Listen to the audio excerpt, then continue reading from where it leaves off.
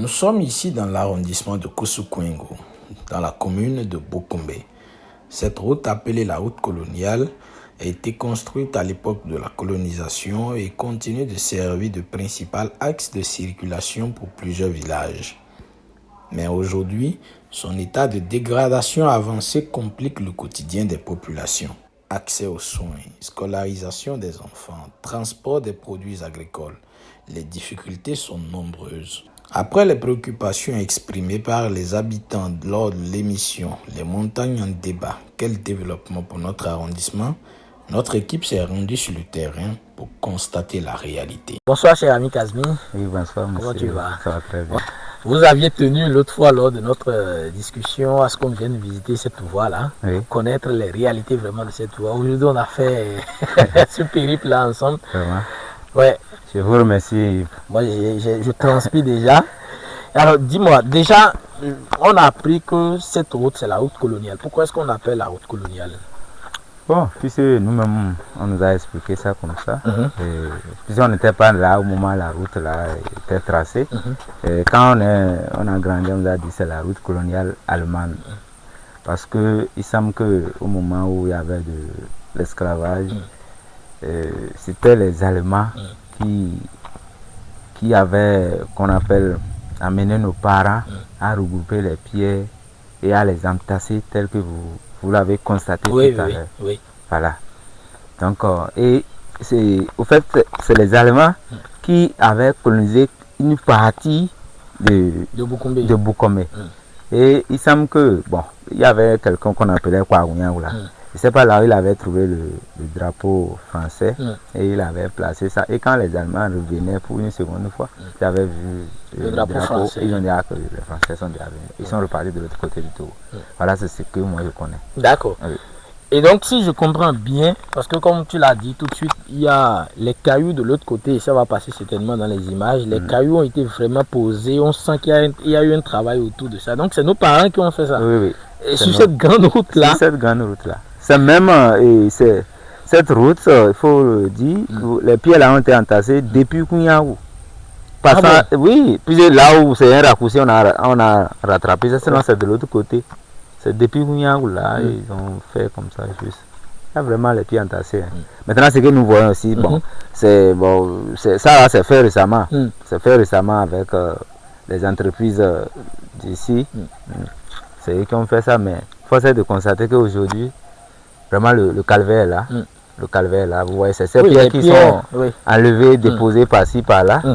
Difficile, difficile, même en marchant, si tu glisses, tu risques de te casser le pied. Tout à fait. Exactement, donc c'est ça. Je voudrais demander, donc il y a des parents de certains villages qui sont ici et qui doivent quitter peut-être ces villages-là et emprunter obligatoirement cette route pour aller à Koussou Centre et à Bokombe. Exactement. Ah bon, combien de villages comme ça? Là, si on fait le point rapidement, on se retrouve à 6 villages. 6 villages. Alors que notre arrondissement compte 10 villages. Ça veut dire que la majorité de nos parents quittent cette zone pour relier Bokombe. Et doivent en passant forcément par ici. Sinon, si vous ne passez pas ici, par ici, soit vous avez un hélico et là. Non, sinon il n'y a pas autre mesure. C'est la seule voie. Voilà.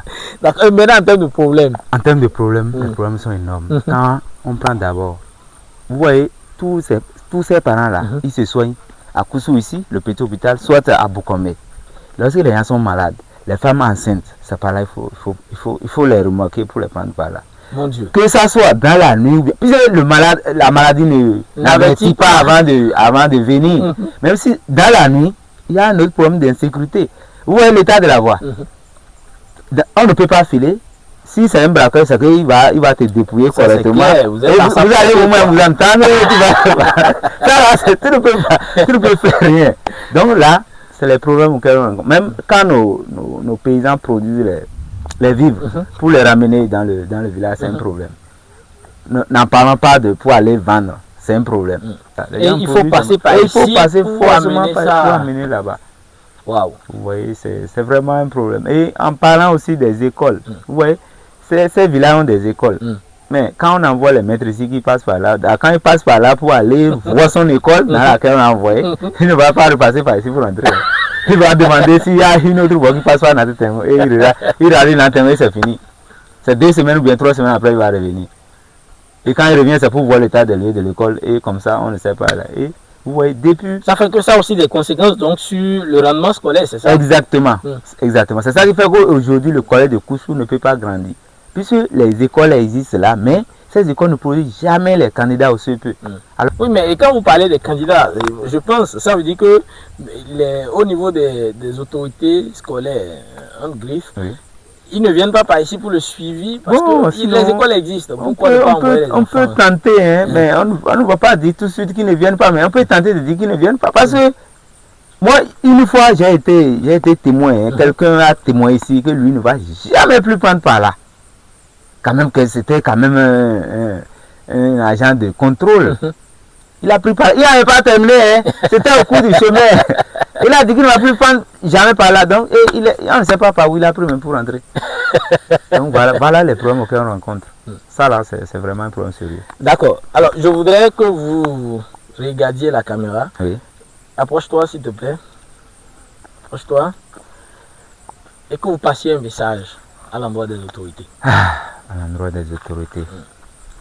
Bon, tout d'abord, nous allons quand même les remercier. Puisque avant, c'était pas comme ça. Ils ont essayé de faire, c'est dégradé. Et c'est vraiment un cri de cœur que nous lançons. D'abord, premièrement, au gouvernement, le gouvernement de Ouaddaï.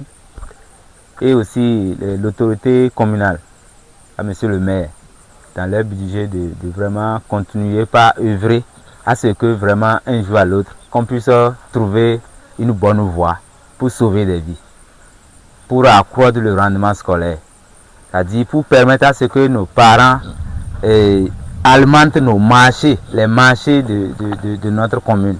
Sinon, sans quoi vraiment, Koussou risque de se rallier, les 6 villages en particulier risquent de se rallier à Natatengo, et l'entrée va compter 4 villages. Donc, c'est vraiment un cri de cœur à l'endroit de nos autorités. Il faut qu'ils vraiment nous viennent en aide. Il faut qu'ils nous viennent en aide. Il faut qu'ils nous viennent en aide. En tout cas, on espère. Et même s'ils peuvent venir même constater de leurs propres yeux, moi ça va me comme faire. Nous l'avons fait aujourd'hui. Oui, comme vous l'avez fait aujourd'hui. Il faut qu'ils même viennent constater. Comme ça, ils pourront même plus mener les démarches pour qu'un jour à l'autre, qu'on ait vraiment une bonne voie. Merci beaucoup, Kazmi. Merci d'avoir accepté. Merci, ça vous le merci. Merci d'avoir accepté de venir vivre les réalités avec nous. C'est un plaisir pour moi. Voilà. C'était un devoir. Merci beaucoup. Merci beaucoup à vous de nous avoir suivis. On espère vraiment que ce cri de cœur sera entendu par nos autorités, les autorités compétentes, afin que les populations de Koussou Kouingou, les populations de ces 6 villages puissent vraiment retrouver le sourire. Parce que là, même quand on dit 6 villages là, même les villages qui sont viennent là pour les activités. Tout à fait. Donc c'est tout un arrondissement qui est impacté. C'est ça. D'accord, merci. Oui. Ici à Koussou, nous souffrons. Si nous regardons tout l'arrondissement de Koussou, et les villages qui sont en bas comptent au nombre de 6 villages. Et la voie qui nous amène à l'arrondissement sont vraiment impraticables. La voie est vraiment gâtée, très gâtée. Ça fait que même des femmes, pour venir au centre, pour les soins, pour l'accouchement, ça fait que les gens, ça recule beaucoup de gens. La voie là pose beaucoup de problèmes, qui fait que l'arrondissement de Koussou ne évolue pas dans certaines choses. Parce que les gens se disent qu'ils préfèrent aller ailleurs que de venir ici. Même aujourd'hui, à l'heure actuelle que je parle maintenant, pour quitter ce matin-là, avant de venir, on est obligé de contourner la voie qui sort par bas avant d'atteindre ici. Sinon, autant de plus comme ça, et la voie qu'ils ont commencé maintenant pour arranger de ici, les cailloux qu'ils avaient placés sont vraiment dégradés. Maintenant, même la femme, pour les motos, pour remorquer quelqu'un à amener ici, vraiment, c'est vraiment difficile. Très, très difficile. Même nous, là, on est fatigués. Quand on nous appelle pour les rencontres, des fois, on cherche quoi dire pour ne pas venir à cause de cette voie. Même moi qui vous parle là, habituellement, je ne me sens pas bien, mais je peux dire que c'est à cause de cette voie-là. Chaque fois, monter, descendre, vraiment, c'est vraiment fatigant. Vraiment fatigant. Où les gens pensent à nous, pour chercher comment nous aider pour que cette voie-là soit arrangée. La voie là, vraiment, c'est déplorable. Et la voie n'est pas praticable du tout. Surtout quand il y a une femme qui est enceinte et tu prends par là, c'est une catastrophe totale. Et les femmes qui allaitent aussi, pour venir à la consultation, c'est souvent compliqué. Les maris n'acceptent pas pour amener les femmes à la consultation, bien pour la vaccination, à cause de la voix. Et quand nous les relèvons, on pose la question à savoir pourquoi les maris n'aiment pas accompagner les femmes. C'est le premier problème, c'est la voix. Ils nous disent que c'est la voix qui n'est pas praticable. Donc nous demandons l'aide des autorités par rapport à la voix.